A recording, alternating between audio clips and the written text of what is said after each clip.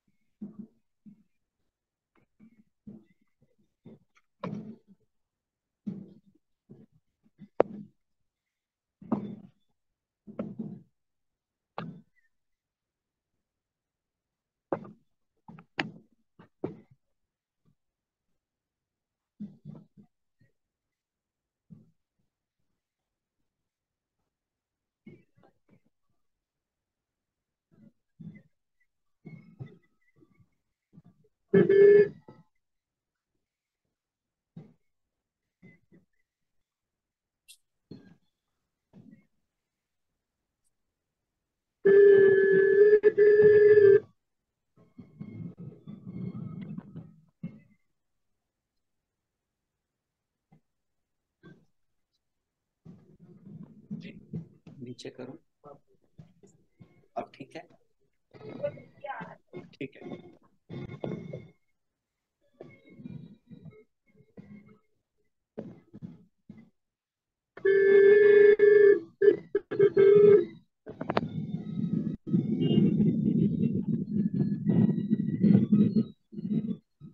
Give करें का U turn नहीं था पहले। ओ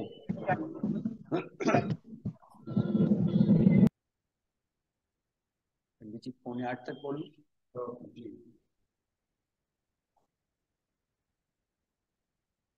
आइए सभी मिलकर हम एक बार गायत्री महामंत्र का पाठ करें।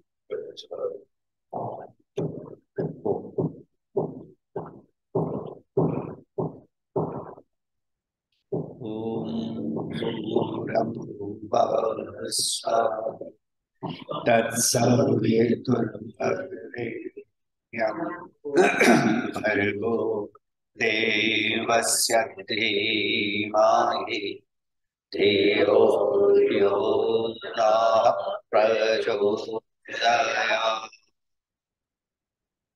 ओम योगे योगे तवस्तरम् वाचे वाचे अवमहे सखाय इन्द्रमोदये सहनौ भवतु सहनौ भुनक्तु सह वीर्यं करवावहै तेजस्विनावधीतमस्तु मा विद्विषावहै। शांति शांति शांति।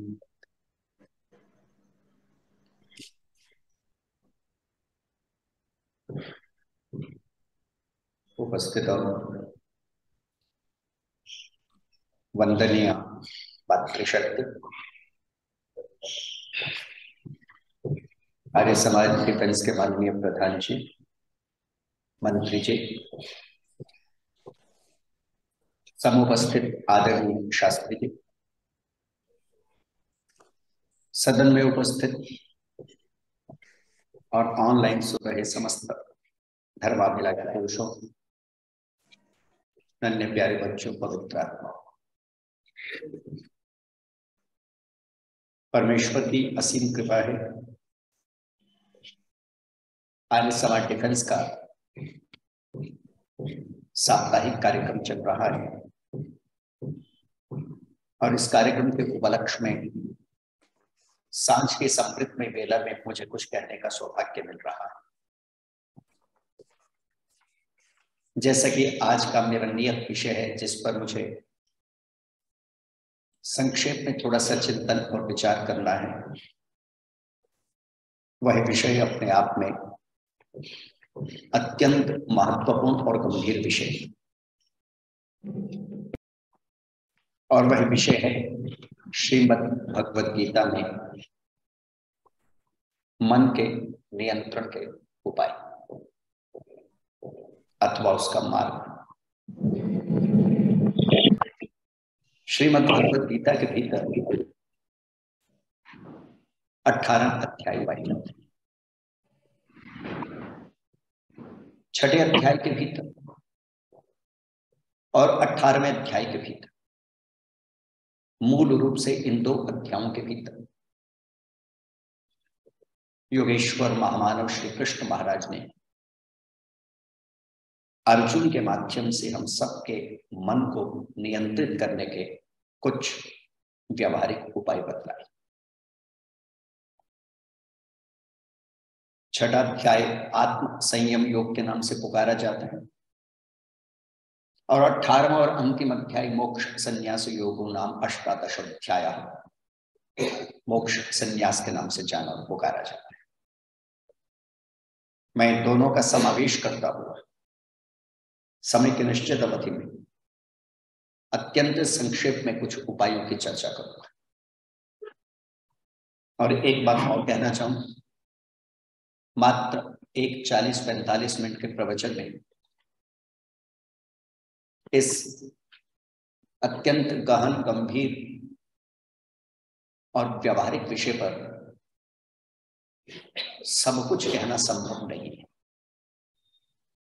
कुछ कहा जा सकता है और वही कुछ कहने का प्रयत्न मैं आपके सामने कर रहा हूं।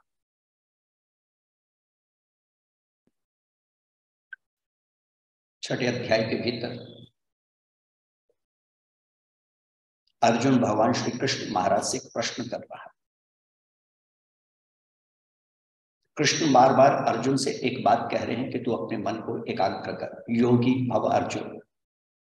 ए अर्जुन, तू योगी होने का प्रयत्न कर, अपने मन को एकाग्र कर और अपनी मन की एकाग्रता के साथ, मन की शुद्धता के साथ, मन के नियंत्रण के साथ इस धर्म युद्ध में प्रवृत्त हो जा। इस धर्म युद्ध को कर जो अधर्म के पक्ष में है। यद्यपि चाहे तेरे अपने हैं, लेकिन वे तेरे अपने नहीं हैं, क्योंकि वे अधर्म के साथ खड़े। जो तेरा है कौन? जो धर्म के पक्ष में, क्योंकि तू धर्म के पक्ष में युद्ध कर रहा है, तू न्याय के साथ खड़ा है, तू धर्म के साथ खड़ा है। और जो धर्म के साथ खड़ा है, न्याय के साथ खड़ा है, वही तेरा है। और जो धर्म के साथ नहीं खड़ा, वह तेरा नहीं है। धर्म ही आधार है, न्याय ही आधार है, सत्य ही आधार है। अब ये बड़ा लंबा संवाद चल रहा है और छठे अध्याय के भीतर जब श्री कृष्ण अर्जुन को मन को एकाग्र करते हुए युद्ध करने की बात कह रहे हैं, तब अर्जुन प्रश्न करता है। और जब मैं श्रीमद् भगवद गीता का अध्ययन करता हूं, पढ़ता हूं, तो मुझे एक बात प्रतीत होती है। और वह बात क्या प्रतीत होती है? वह प्रश्न अर्जुन का नहीं, मानो मेरा और आपका है। हम जैसे मोहग्रस्त किंग कर्तव्य विमूढ़ व्यक्तियों के चित्त के भीतर जो उलझने हैं, समस्याएं हैं, वही अर्जुन के मन के भीतर है। और अर्जुन बिना किसी लाग लपेट के अपने मन की व्यथा को, दशा को, स्थिति को श्री कृष्ण के सामने कह रहा है। अर्जुन का अर्थ ही होता है सीधा, सरल, और बड़ी सरलता से वह स्वीकार कर रहा है। अर्जुन उवाच, अर्जुन बोला, चंचलम ही मना कृष्ण प्रमार्थी बलवत् दृढ़म् तस्याहं निग्रहं मन्ये वायुरिव सुदुष्करम्। क्या कह रहा है अर्जुन? अर्जुन कह रहा है, कृष्ण हे योगेश्वर, जिस मन के नियंत्रण की आप बात कह रहे हो, मूल में उस मन के साथ मेरी अपनी 3 समस्याएं, और अगर आप सुनेंगे उन समस्याओं को, आपको लगेगा आपकी भी वो 3 समस्याएं। पहली समस्या, मेरा मन चंचल है। और चंचल का अभिप्राय क्या होता है? चंचल का अभिप्राय होता है जिसमें एकाग्रता का अभाव होता है, जो एक समय में किसी एक विषय पर टिक नहीं पाता, और जब भी किसी एक विषय पर, पदार्थ पे आपको एकाग्र करने की कोशिश करता है तो नानाविध विचार उसके मन के भीतर उठने लगते हैं। इस स्थिति को हम चंचलता कहते हैं, स्टेट ऑफ नॉन कंसंट्रेशन। समझने का प्रयत्न करें। आप यज कर रहे हैं, शास्त्री जी यज करा रहे हैं, और शास्त्री जी कह रहे हैं अपने मन को पूर्णतः वेद मंत्रों के साथ जोड़ दीजिए। वेद मंत्रों के साथ अगर आप अपने मन को जोड़ देंगे तो आनंद बढ़ने लगेगा। आप एक वेद मंत्र को सुन रहे हैं, शास्त्री जी उच्चारण कर रहे हैं, आपको भी वेद मंत्र आता है, आप उस वेद मंत्र को सुन रहे हैं, यात्मदा बलदा यस्य विश्व उपासते, पूरा का पूरा मंत्र सुन रहे हैं। होना क्या चाहिए? जब आप मंत्र सुन रहे हैं तो मंत्र सुनते हुए मात्र मंत्र, उसका अर्थ ही आपके मन के भीतर आना चाहिए। लेकिन होता क्या है, आप मंत्र भी सुन रहे हैं, अर्थ भी आ रहे हैं, और विचार भी आते जा रहे हैं, साथ साथ विचारों का फ्लो बना हुआ है, फ्लो ऑफ थॉट्स है जो कंटिन्यू है बना। इस स्थिति को चंचलता की स्थिति है। और एकाग्रता की स्थिति क्या होती है?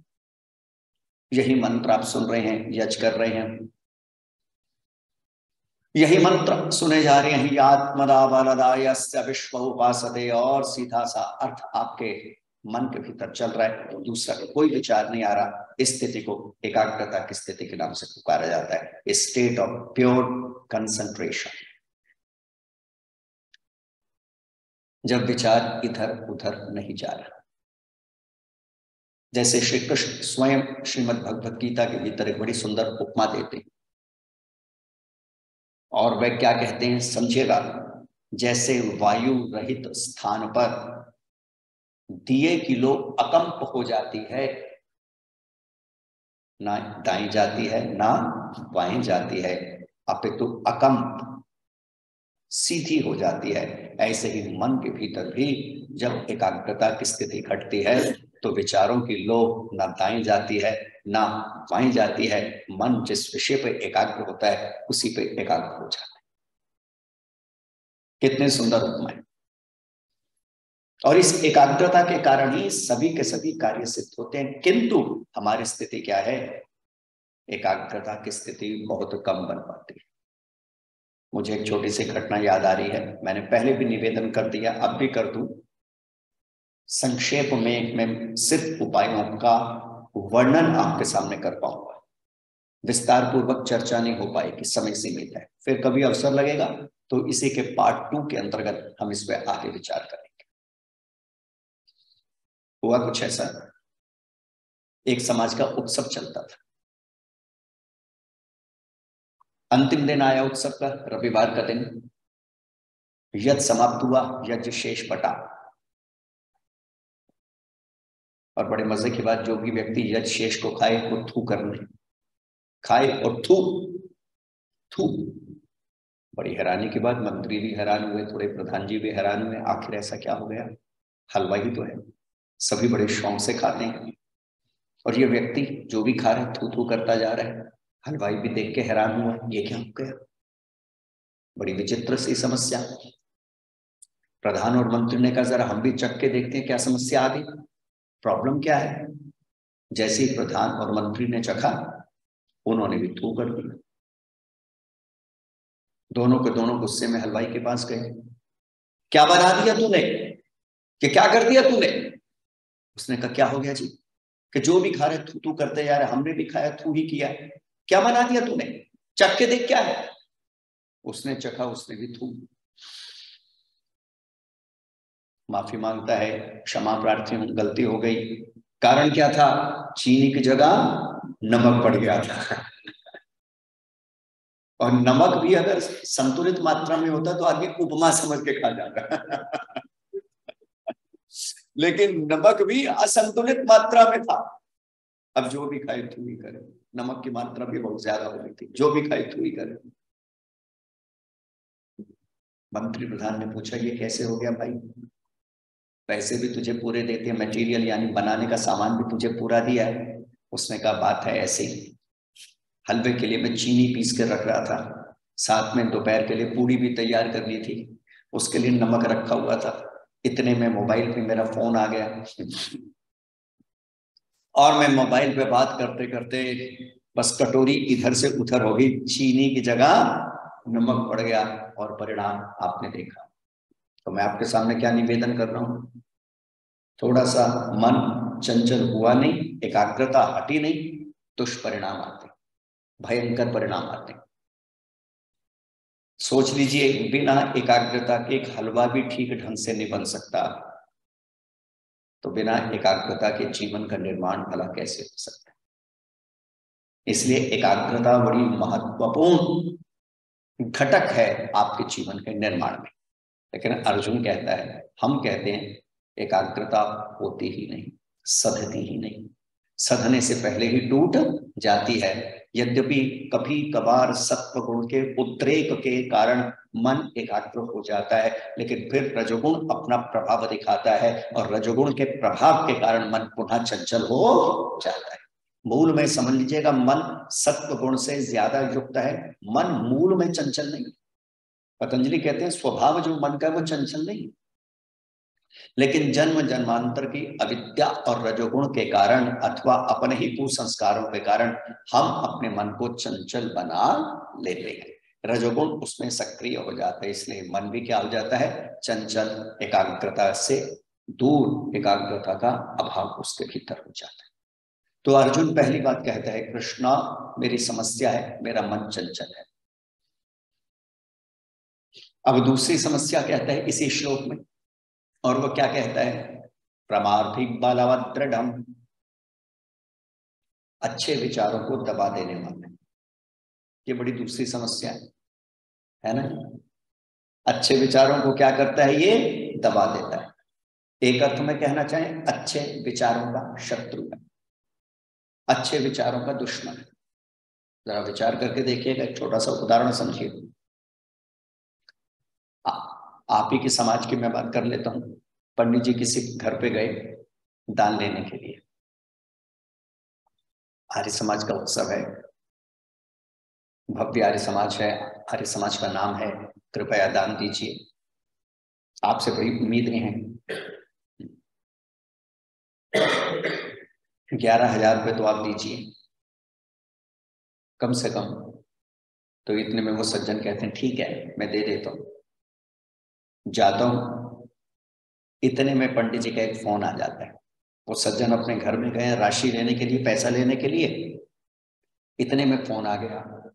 फोन आ गया, पंडित जी कह रहे हैं हाँ आपके 3100 हैं, आपके 5100 हैं। उनको बता रहे आपसे 3100, आपसे 5100, आपसे 2100, इतना। इतने में वो सज्जन आए और वो क्या कहते, देना तो मैं 11,000 चाहता था, लेकिन सब जब 5100 दे रहे हैं तो मेरी पर्ची भी 5100 पे ही काट लीजिए। जरा विचार करके देखिए, है ना। अच्छे विचार भाई, जितना देंगे उतना मिलेगा, ये नियम है, ठीक है ना। ये नियम अच्छी तरह समझ लीजिएगा। जितना बांटेंगे उतना सुख भी बढ़ेगा, शांति भी बढ़ेगी, आनंद भी बढ़ेगा, और वो भर भर के आपके पास आएगा। ये ईश्वर का ऋत नियम है जो बदलेगा नहीं। लेकिन जब उन्होंने सुना कोई 3100 दे रहे हैं, 5100। तो जब सारे 3100 5100 दे रहे हैं तो मैं 11,000 रुपए क्यों दूं? लेकिन बड़े मजे की बात, इससे विपरीत स्थिति को समझ लीजिएगा। और इससे विपरीत स्थिति क्या है? अगर किसी की बेटी की शादी है, उदाहरण, या बेटे की शादी, पता चला पड़ोस वाले ने 5 लाख रुपया लगाया। 5 लाख कोई लगाता नहीं आजकल, है ना? कोई राशि नहीं है, नॉमिनल भी अमाउंट नहीं है, ठीक है ना? पता चला पड़ोस वाले ने 5 लाख लगाया, तो आप क्या कहेंगे? वो 5 तो मैं 15 लगाऊंगा, है ना? क्यों जी? वो 5 तो मैं 15 लगाऊंगा। और जब दान देने का समय आता है, जरा विचार करके देखिए, 11 से भी 31 और 21 तक आ जाते हैं। कहने का अभिप्राय का ये सभी के साथ घटना, बड़े मजे की बात है। प्रदर्शन करना हो तो आदमी लोन लेके भी प्रदर्शन करता है। और मुझे कोई ऐसी घटना याद नहीं पड़ती कभी किसी ने लोन लेके दान दिया। कि मैं दान नहीं दे सकता, लेकिन फिर भी मैं लोन ले रहा हूं, कल को मुझे भगवान इस योग्य बनाएगा, मैं उसको उतार दूंगा। लेकिन नहीं, शादी के लिए पैसे नहीं भी हैं, लेकिन फिर भी लोन लेना है, क्योंकि प्रदर्शन करना है, दिखाना है। यही अच्छे विचारों को मत नहीं यानी दबाने का अभिप्राय। दान अपने आप में अति उत्तम करना है, लेकिन जब देने की बात आती है तो सारे के सारे बड़े कृपण हो जाते हैं, सारे के सारे बड़े कंजूस हो जाते हैं। जबकि वेद की आज्ञा जानते हैं आप क्या है? एक मंत्र हम बोलते हैं, कृण्वन्तः विश्वमार्यम, ये मंत्र है, ठीक है? इंद्रम वरदन्तु अप्तुराः कृण्वन्तः विश्वमार्यम। अगली पंक्ति बड़ी अच्छी है, अपघ्नन्त अरत्ना। जो ना देने के भाव हैं, उन भावों का हनन कर दे। ये मनुष्य अगर सुख को प्राप्त करना चाहता है, उनको नष्ट कर दे। लेकिन मन क्या करता है? रजोगुण और तमोगुण के कारण, ठीक है ना, अच्छे विचारों को दबा देता है। अब तीसरी स्थिति अर्जुन कहता है, और अर्जुन तीसरी स्थिति कहता है, तस्याहम निग्रहम मन्ये वायुरिव सुपुष्करम्। और ऐसे मन का नियंत्रण बिल्कुल ऐसे है, कैसे? जैसे वायु को नियंत्रित करना। जैसे वायु को नियंत्रित करना अपने आप में अत्यंत कठिन, मुश्किल, दुष्कर है, ऐसे ही अर्जुन कहता है इस मन को नियंत्रित करना भी अत्यंत दुष्कर है। और जानते हैं कौन सा अर्जुन कह रहे हैं? वही अर्जुन जो कल को जब निशाना साधता था तो उसका मन 100% पूरी तरह एकाग्र हो जाता था। बड़े मजे की बात है। अर्जुन के जीवन की एक घटना, अब मेरे पास समय नहीं, अन्यथा विषय विस्तृत हो जाएगा। जब वो निशाना साधता है, द्रौपदी स्वयंवर हो, जरा विचार करके देखिए कितनी एकाग्रता चाहिए। मछली की आंख में तीर मारना है, कितनी एकाग्रता चाहिए। और इससे पहले भी महाभारत की एक घटना आती है, अर्जुन शर संधान करता है आचार्य द्रोण के सामने, एक चिड़िया की आंख में, वहां पे भी 100% एकाग्रता चाहिए, 100 से भी अधिक एकाग्रता चाहिए होगी। और उस एकाग्रता से अर्जुन शर संधान कर देता है। और आज वही अर्जुन युद्ध के मैदान में उपस्थित रजोगुण और तमोगुण से आच्छादित जिसका मन हो गया, और वह क्या कह रहा है? इस चंचल मन का जो अच्छे विचारों को दबा देता है, कृष्णा, नियंत्रण बिल्कुल ऐसे कठिन है, ऐसा है जैसे वायु को नियंत्रित करना। अब आप ही बतलाओ, कैसे मैं अपने मन को साधूं? कैसे मैं अपने मन को एकाग्र करूं? कैसे मैं अपने मन को नियंत्रित करूं? तब भगवान कृष्ण ने 6वें अध्याय के भीतर 2 उपाय बतलाए और 18वें अध्याय के भीतर 3 उपाय बतलाए। कुल मिला के ये 5 उपाय बतलाए। मैं संक्षेप में उनका उल्लेख कर देता हूं। अब 6वें अध्याय में कृष्ण आत्म संयम योग, 6वां अध्याय, और क्या कह रहे हैं? श्री भगवान उवाच, भगवत्ता से युक्त दिव्य योगेश्वर कृष्ण बोले,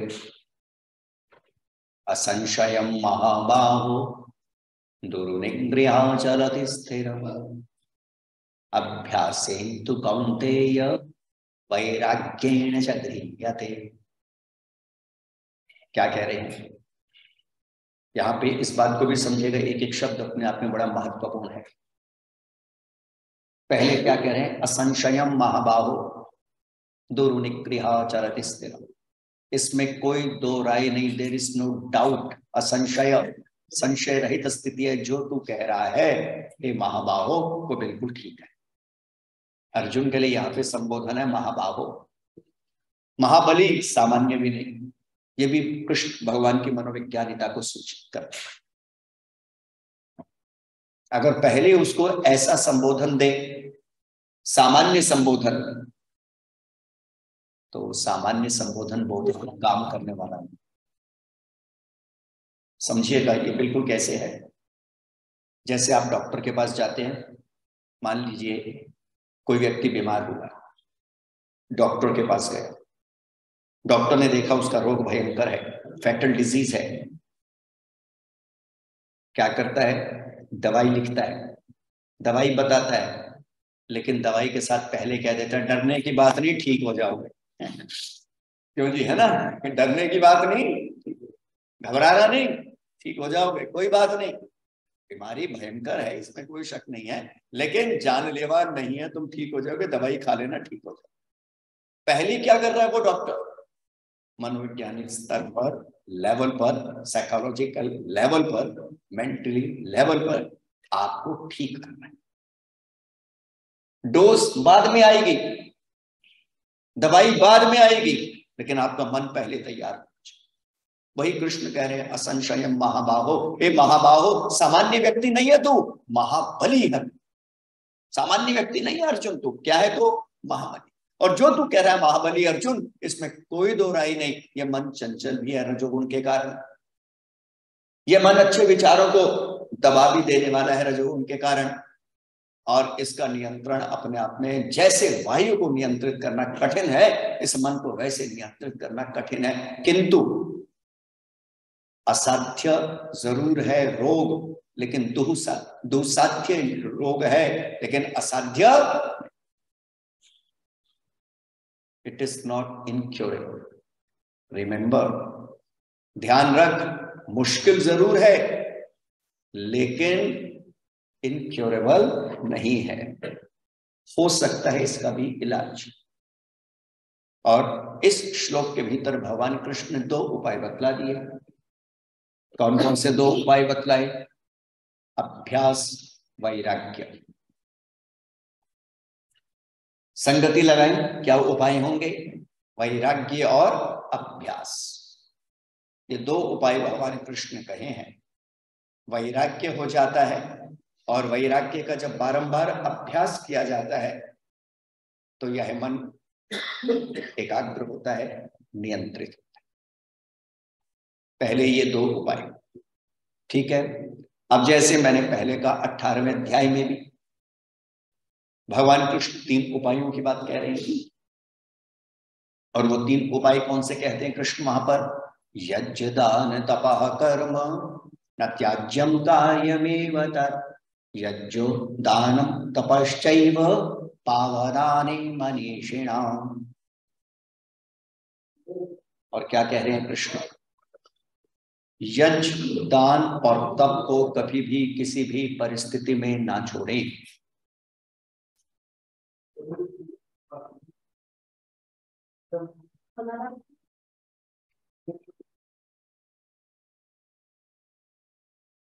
इको होता है ना सर। यज्ञ, दान, तप, इन 3 कर्मों को कभी भी किसी भी परिस्थिति में ना छोड़ें। यज्ञ, दान, तप मन को पवित्र करने वाले। तो कितने उपाय हो गए जी? बारी बारी से संक्षेप में जितना समय है चिंतन कर लेंगे।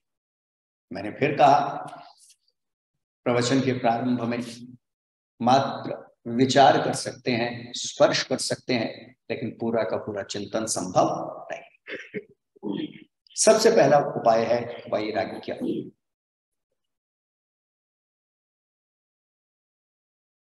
अब वैराग्य का अर्थ समझने की कोशिश कीजिएगा, मोटा सा अर्थ ले लेते हैं। संसार और सांसारिक पदार्थों के प्रति आसक्ति से रहित हो जाना, राग से रहित हो जाना, इसका नाम है वैराग्य। समझ लीजिएगा एक बात, वैराग्य का कदापि अर्थ यह नहीं है कि आप अपने घर को छोड़ दें, परिवार को छोड़ दें, सर मूंड लें, घूट लें और कर्तव्य कर्म से पलायन कर जाए।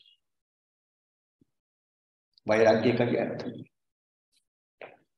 वैराग्य का अर्थ ही केवल इतना है, कर्तव्य कर्मों को करते हुए राग से रहित आपका चित्त हो जाए। यद्यपि कठिन कार्य है, संभवतः अत्यंत कठिन कार्य है।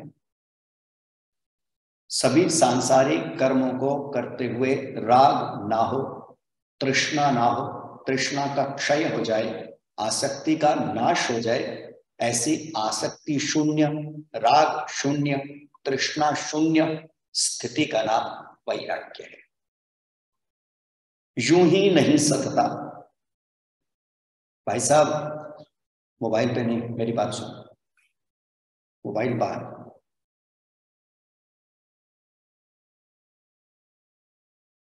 अभी आपके मन के भीतर कभी प्रश्न पैदा होता होगा, मेरे मन के भीतर भी प्रश्न पैदा होता है। जब मैं संसार के महापुरुषों के चरित्र को पढ़ता हूं, पहली बात संसार के लोगों को देखता हूं, दूसरी बात तो मैं क्या पाता हूं, आप भी संभवतः वही पाते होंगे, ना के बराबर लोग वैराग्यवान दिखाई पड़ते हैं। अगर हम अनुपात की बात करें, प्रतिशत की बात करें, तो ना के बराबर। कारण क्योंकि वैराग्य और वैराग्यपूर्ण जीवन अपने आप में अत्यंत कठिन कार्य है। विचार करके देखिएगा, या जमीन का एक छोटा सा टुकड़ा भी छोड़ना हो तो कितनी आसक्ति होती। तो यहाँ पे पूरे के पूरे जड़ चेतन पदार्थों के प्रति राग को छोड़ देना कितना कठिन कार्य।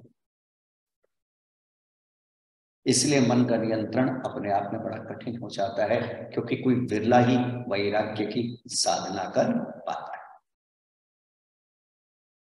आज थोड़ा सा यही चिंतन करने का प्रयत्न करते हैं। उपाय तो मैंने आपके सामने बतला दिए, नाम तो उनका बतला दिया, अंत में फिर कह दूंगा। थोड़ा सा यह चिंतन करने का प्रयत्न करते हैं कि ये वैराग्य मूल में वैराग्य ही है जो आपके मन के नियंत्रण में सबसे ज्यादा लाभदायक सिद्ध होगा। उत्पन्न कैसे होगा, पैदा कैसे होगा, तो समझने का प्रयत्न कीजिएगा। वैराग्य की गंगा विवेक की गंगोत्री से ही निकलती है। कहने का अभिप्राय क्या है, जब तक विवेक नहीं होगा तब तक वैराग्य भी होने वाला नहीं। इसे क्रम से समझ लीजिएगा। पतंजलि ने भी इस बात को स्वीकार किया है, अभ्यास वैराग्याभ्याम तन्निरोधा। अभ्यास और वैराग्य के द्वारा चित्त की चंचल वृत्तियों को नियंत्रित करें, करने का प्रयत्न करें। अथवा अभ्यास और वैराग्य से ये चित्त की चंचल वृत्तियां मन नियंत्रित हो जाते हैं। लेकिन उस वैराग्य को जिसका अभ्यास करते हुए मन नियंत्रित होगा, पैदा कैसे किया जाता है, कहां से वो पैदा होगा? तो उसका उत्तर हमारे ऋषियों ने दिया, पहले विवेक होगा, विवेक से वैराग्य पैदा होगा। बिना विवेक के वैराग्य पैदा होने वाला नहीं, संभव नहीं। अब विवेक किसे कहते हैं, इस बात को भी समझने की कोशिश कीजिएगा। आदि गुरु शंकराचार्य ने एक बड़ी सुंदर पुस्तक लिखी है जिसका नाम है विवेक चूड़ामणि। विद्वान बैठे हैं, सबने पढ़ी होगी, लगभग मैंने भी पढ़ी है। तो वहां पे उन्होंने अनेक उपाय विवेक को पैदा करने के बतलाए कि उन उपायों को अपने जीवन में धारण करते हुए हम विवेक को पैदा कर सकते हैं। लेकिन पहले विवेक का अर्थ समझें। विवेक का अर्थ होता है जो पदार्थ जैसा है उस पदार्थ को वैसा मानकर व्यवहार में लाना। इस बात को बड़ी अच्छी तरह समझ लीजिएगा, मेरे शब्दों पे पूरा ध्यान रखिएगा। जो पदार्थ जैसा है, तीन ही प्रकार के पदार्थ हैं। कौन कौन से 3 प्रकार के पदार्थ हैं? ईश्वर, जीव और प्रकृति, ये 3 ही प्रकार के पदार्थ हैं। अब फिर और विस्तार से समझिए। जो पदार्थ जैसा है, अर्थात ईश्वर जैसा है, जीव जैसा है, प्रकृति जैसी है, वैसा जानते हुए, मानते हुए, व्यवहार में उपयोग में लाना, इसका नाम क्या है? विवेक। 2 स्थितियां हैं। पहली स्थिति, जान गए लेकिन व्यवहार में नहीं लाए, वह विवेक की स्थिति नहीं है। बहुत व्यक्ति आपको मिलेंगे, भाषण देने वाले, प्रवचन करने वाले, पुस्तक लेखन करने वाले, सिद्धांत का प्रतिपादन करने वाले, मंतव्यों को स्थापित करने वाले, और आप उसके भीतर क्या पाएंगे? यही पाएंगे, जान गए लेकिन व्यवहार शून्य। तो वो जानना लगभग ना जानने के ही बराबर है। इसे यूं समझने का प्रयत्न करेंगे। मान लीजिए आपके सामने आग जल रही है। अब आपने देखा आग जल रही है, और आग के भीतर अगर मैं हाथ डालूंगा तो मेरा हाथ पक्का जलेगा, चाहे कम जले, चाहे ज्यादा जले, आंच आए, थोड़ा जले, उससे कोई अंतर नहीं पड़ेगा, लेकिन जलेगा। अब आपने क्या किया? आग के सारे गुणों को जान लिया। आग जलाती है, रूप है इसके भीतर, दाह है इसका स्वाभाविक गुण, आपने सबका सब जान लिया, कंठस्थ भी कर लिया, याद भी कर लिया, दूसरे को सुना भी दिया, रूप दाह स्वाभाविक गुण है, समझा भी दिया, घर परिवार में भी समझा दिया। लोगों ने कहा बहुत बड़े विद्वान हो गए, अग्नि के बारे में सब जानते हो, सब पता है, अग्नि शास्त्र के बारे में सब पता है। आप भी बड़े प्रसन्न हो गए कि लोग भी बड़ी प्रशंसा करने लगे। लेकिन हुआ क्या? आग जल रही है और आपने हाथ डाल दिया। इस स्थिति का नाम विवेक नहीं। इसे क्या बोलेंगे? ये तो मूर्ख आदमी है। जानता भी है कि आग जलाती है, लेकिन फिर भी आग में हाथ डालता है। सूत्र को समझ लीजिएगा। जानते भी हैं राग दुख पैदा करता है, लेकिन फिर भी राग रूपी अग्नि के भीतर अपने जीवन को झकझोर देते। किसके जीवन में राग से दुख पैदा नहीं हुआ? सबके जीवन में राग से दुख पैदा हुआ। सबके जीवन में आसक्ति से दुख पैदा होता ही है। तो जब तक 3 प्रकार के पदार्थों का यथार्थ ज्ञान नहीं होगा, तब तक राग का नाश भी नहीं होगा। और बिना राग नाश के राग रहितता की स्थिति, वैराग्य की स्थिति नहीं होगी। और बिना वैराग्य के जन्म जन्मांतर तक ये मन भटकाता ही रहेगा, बार बार भटकना पड़ेगा, ध्यान में लगेगा, समाधि नहीं होगी, क्लेशों का नाश। इसीलिए सबसे पहला सर्वोत्तम उपाय है वैराग्य, और उसके लिए विवेक। ईश्वर जैसा है वैसा जाने, प्रकृति जैसी है वैसा जाने, जीव जैसा है वैसा जाने, और वैसे ही अपने व्यवहार में उतारे। बस महत्वपूर्ण कसौटी व्यवहार में उतारना है। इसलिए विवेक भी अपने आप में अत्यंत कठिन है, ना के बराबर लोगों को होता है। एक छोटा सा सूत्र निर्मित कर लीजिए, और वह सूत्र क्या है? यही जो अध्यात्म का पथ है, चाहे वो मन नियंत्रण का पथ हो, उपासना का पथ हो, सद्गुणों को धारण करने का पथ हो, धर्म के द्वारा आत्म आरोहण का पथ हो, यह अपने आप में अत्यंत कठिन कार्य है, सरल नहीं है। अच्छी तरह समझ लीजिएगा। इसलिए श्री कृष्ण गीता के 9वें अध्याय में एक बात लिखते हैं, अर्जुन समझाते हैं 9वें अध्याय। और क्या समझा रहे हैं? साधन सुनने में सरल और करने में उतना ही कठिन है। समझिएगा कितनी महत्वपूर्ण बात है ना। साधन सुनने में सरल और करने में उतना ही कठिन। इसलिए गीता के भीतर एक बड़ा सुंदर श्लोक आता है जिसके भीतर भगवान कृष्ण कहते हैं, इस पथ पे चलते हुए वैराग्य का अभ्यास करते हुए कौन है जो अपने मन को नियंत्रित कर पाते हैं, अर्थात कितने व्यक्ति हैं ऐसे जो अपने मन को नियंत्रित कर पाते हैं। तो कृष्ण कहते हैं, मनुष्याणाम सहस्त्रेषु कश्चित् यतति सिद्धये यतताम अपि सिद्धानाम कश्चिन् माम वेति तत्वतः। तत्व से तो कोई एक ही जान पाता है, अर्थात नगण्य है, ना के बराबर है, बहुत कम है। क्योंकि यह मार्ग कैसा है? उपनिषद का ऋषि लिखता है, उत्तिष्ठत् जागृत प्राप्य वरान् निबोधत् क्षुरस्य धारा निशिता दुरत्या दुर्गम पथस्तत् कवयः वदन्ति। जो विपश्चित इस मार्ग पे चले, ज्ञानी इस मार्ग पे चले, वह कहते हैं इस मार्ग पे चलना बिल्कुल ऐसे है जैसे छुरे की तेज धार पर चलना। लहू लुहान होंगे, पांव कटेंगे, घाव होगा, दुख होगा, पीड़ा होगी, वेदना होगी, ताप होगा, संताप होगा, सबका सब होगा, लेकिन जिनके लक्ष्य महान हैं वह इस पथ पे चलते।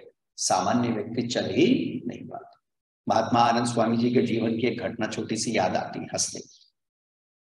विशेषता थी उनकी, और क्या विशेषता थी? बड़ी गहनतम बात को भी बड़े सरलतम ढंग से कहते थे। यही वक्ता के भीतर होना चाहिए। आपकी बात ऐसी होनी चाहिए जनमानस तक पहुंचे, अन्यथा भाषण केवल और केवल संस्कृत निष्ठ, तर्कनिष्ठ, सिद्धांतनिष्ठ होते हुए भी प्रभाव नहीं छोड़ता। जनमानस तक अगर आपकी पहुंच नहीं होगी तो बात नहीं। और उनकी ये बहुत बड़ी विशेषता थी। वो लिखते हैं कि एक दिन मैं आर्य समाज करोड़ बाग में बोल रहा था और मेरे सामने एक माँ आके बैठी, चेहरा बड़ा उसका उदास, मानो अभी रो पड़ेगी। मैंने माँ से पूछा, देख मेरा नाम आनंद स्वामी है, मेरे होते हुए मेरे सामने कोई दुख में बैठे, रोने की मुद्रा में बैठे, मुझे अच्छा नहीं।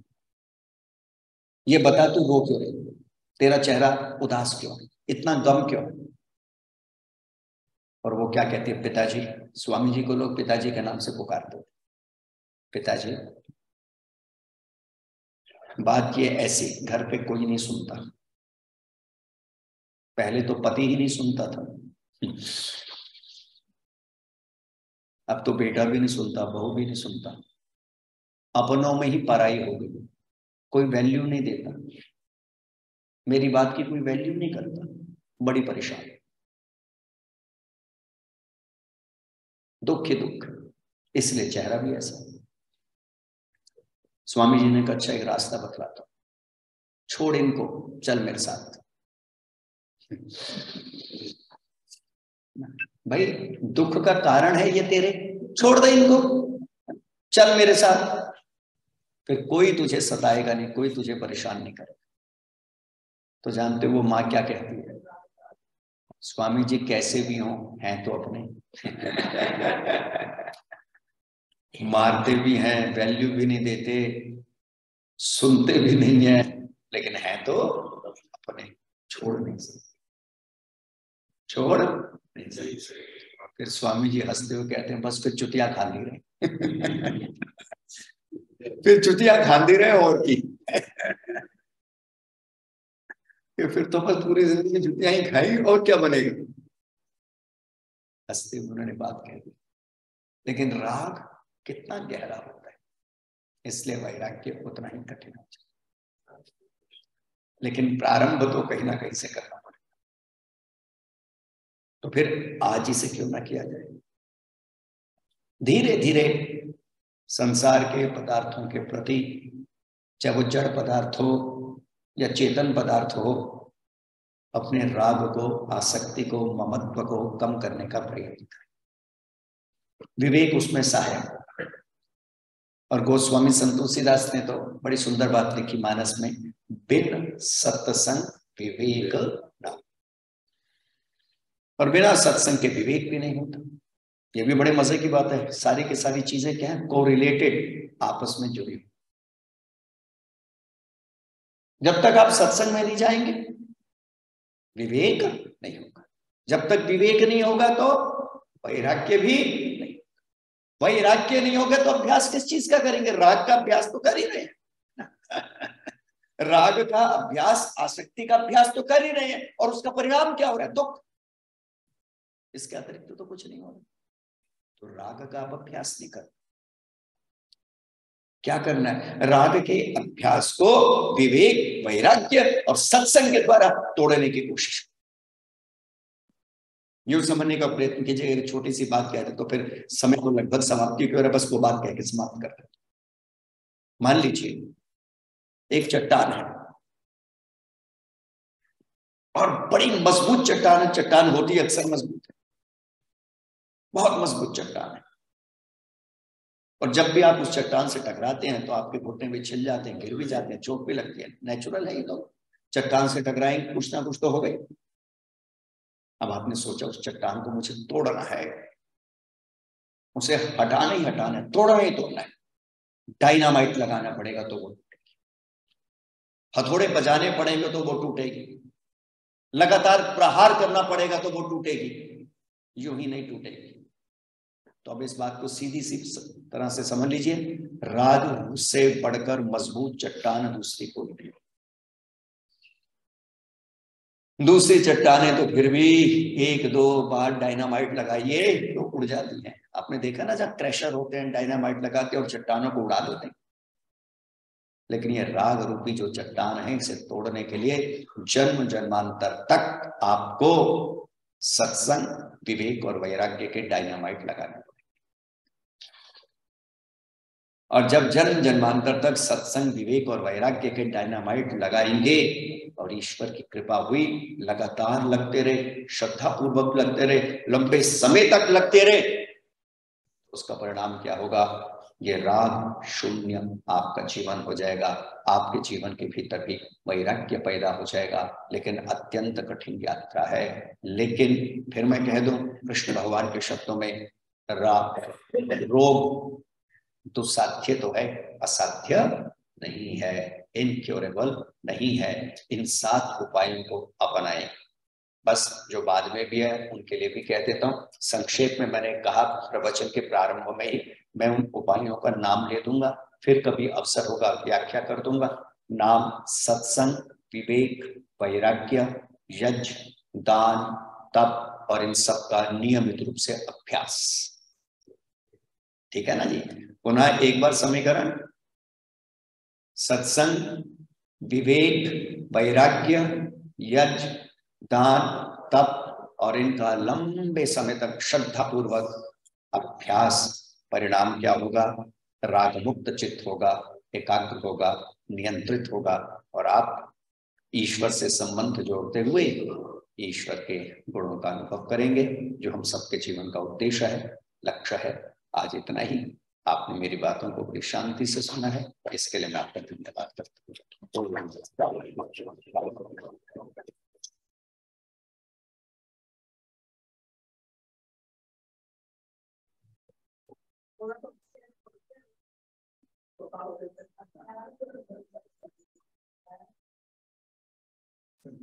ओम ओम ओम।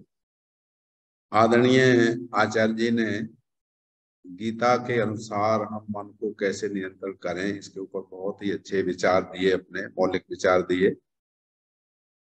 और आत्मा की खुराक जिसका हम चिंतन करते रहें, ये हमें बताया। विस्तार है इस प्रवचन में, वो पूरा नहीं कर पाए। हमारे प्रधान जी मंत्री जी तो विचार करेंगे, तो आपको श्रवण करेंगे। आदरणीय आचार्य जी का हम सब हृदय से आर्य समाज की तरफ से आभार प्रकट करते हैं और ईश्वर से प्रार्थना करते हैं कि आप इसी प्रकार से अपने ज्ञान अमृत के द्वारा हमको लाभान्वित करते रहें। आपका बहुत बहुत धन्यवाद। आज हमारे माननीय यजमान श्रीमान अभिनव चौहान जी, जो हमारे फाउंडर प्रेसिडेंट और हमारे वर्तमान में संरक्षक आदरणीय श्री आनंद चौहान साहब के सुपुत्र हैं, उनका जन्म दिवस है। आदरणीय अभिनव जी यज्ञ में बहुत ही श्रद्धा रखते हैं, और क्यों न रखें। कि उनको ये संस्कार अपने बचपन से कुटी में मिले हैं। ऋषिवर स्वामी ध्यान जी के अनुसार कहें तो वो महाभाग्यशाली है। परदादा जी स्वामी रतानंद जी महाराज, दादाजी आदरणीय बलजीत शास्त्री जी, नाना जी श्री यशपाल आर्य जी, तो हर तरफ से उनको वैदिक संस्कार बचपन से मिले हैं। ऐसे आदरणीय अभिनव जी के लिए अभी हम बहुत सारे मंत्रों का पाठ करेंगे।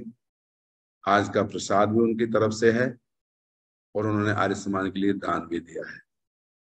यज्ञ के अंदर बड़ी निष्ठा है, इसकी तो आप जानते ही हैं कि परिवार में रोज ही यज्ञ होता है और आज विशेष यज्ञ हुआ है। तो आदरणीय अभिनव जी के लिए, और दूसरे हमारी शकुंतला चंदा जी, उनका जन्म दिवस है। और तीसरे हमारे स्वाति चौहान जी, जो हमारे आदरणीय बहन जी इंदु चौहान जी की पुत्रवधू हैं, जैसलमेर से हैं आप। आपका जो जन्म दिवस है वो भी आज ही है और अभिनव जी का जन्म दिवस कल था। तो इस प्रकार से हम उनके लिए, सब के लिए कामना करते हैं प्रभु आपको सुखमय लंबी आयु दे और ये दिन आपके जीवन में सदा प्रेरणा देता है, क्योंकि अच्छी अच्छी प्रेरणा जीवन में मिलती हैं तो आप जानते हैं कि शरीर के अंदर विशेष भाव उत्पन्न होते हैं और उस विशेष भावों में व्यक्ति जीता है तो वो सदा सताई उसको प्राप्त होता है। तो अब हम सब मिलकर के, आप सब की तरफ से मैं इनके लिए आशीर्वाद के इन मंत्रों का पाठ करता हूँ वेद की ऋचाओं के द्वारा। जी जी, आदरणीय हमारी जो बहन जी है, हमारी प्रधाना जी श्रीमती मृदुला जी, अभिनव जी उनमें नहीं, आदरणीय हमारी प्रधान मृदुला जी आ जाएंगे और हमारी अंजू बहन जी, उनको पटका दे करके उनके लिए आशीर्वाद अभिनव जी के लिए और उनकी पूज्य माता जी के लिए पटका जो है समर्पित कर रहे हैं। तो हमारे आदरणीय अभिनव जी की सुखमय लंबी आयु।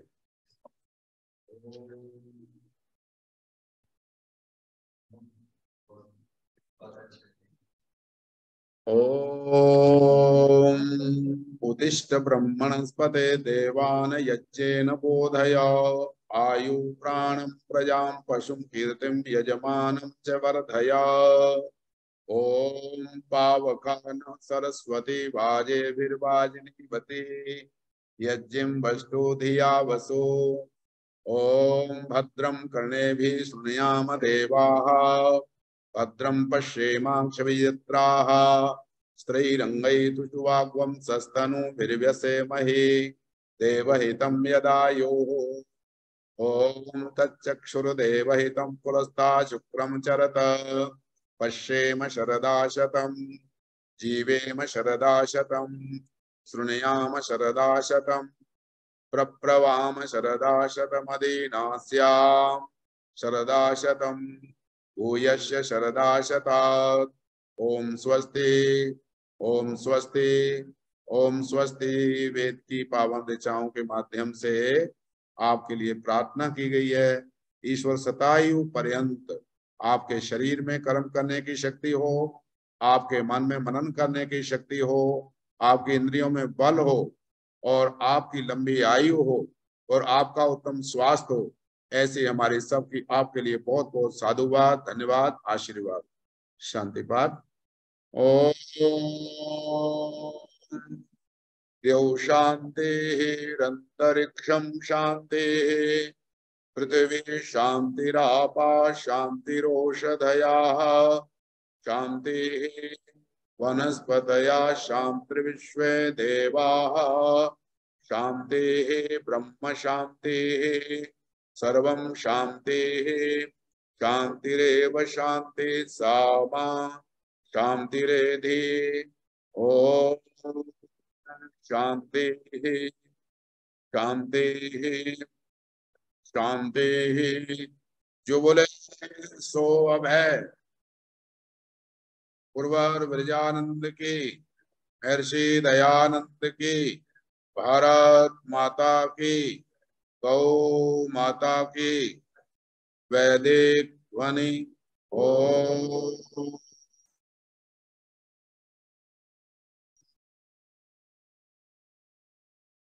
वैदिक अभिवादन। सबको सादर नमस्ते जी। ओम। धन्यवाद।